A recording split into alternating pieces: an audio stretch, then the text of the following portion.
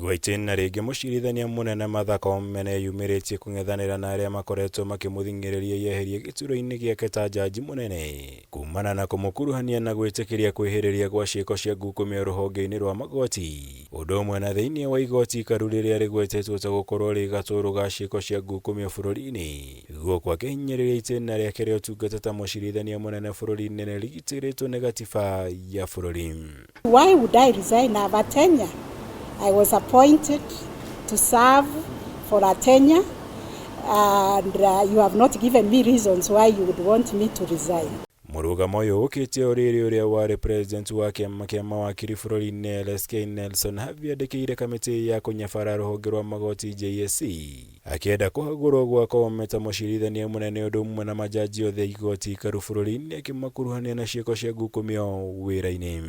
I'm actually not aware of the petition that has been brought to the JSC for my removal and the removal of the entire commission. I don't know when it was brought. We had a meeting of the commission on the 7th of January, and it was not tabled before us. Perhaps it's still on the way.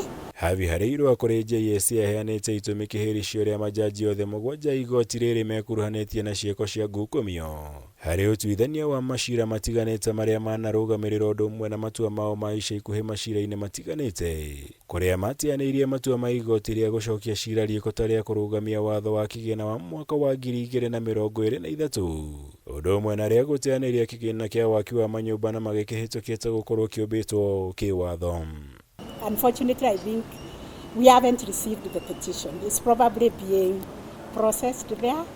We were there on the 7th and I didn't see it. Koome ũrĩa ũtongoririe igongona rĩa kwĩhĩtithio kwa mũrũgamĩrĩri mũnene wa kamĩtĩ ya kũhũrana na ngukumio bũrũri-inĩ EACC Abdi Mohamud nĩ ahithũririe atĩ nĩ orĩtie maabitha rũhonge rwa EACC gũtabanĩria ũthuthuria rũhonge rwa magoti wĩgiĩ ciĩko cia ngukumio nĩguo kũng'ethanĩra nacio na gũtheria rĩtwa rĩa magoti harĩ ũheani wa motungata ma mũingĩ.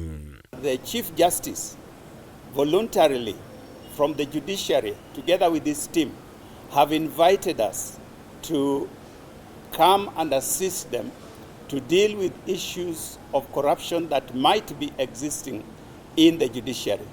And we had already done what we call corruption assessment and gave them a report, which this morning the Chief Justice shared with us the progress that they have made. We will work together with EACC.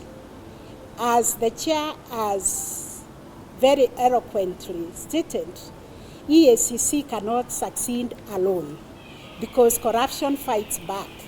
It has actually been described as a snake with the two ends.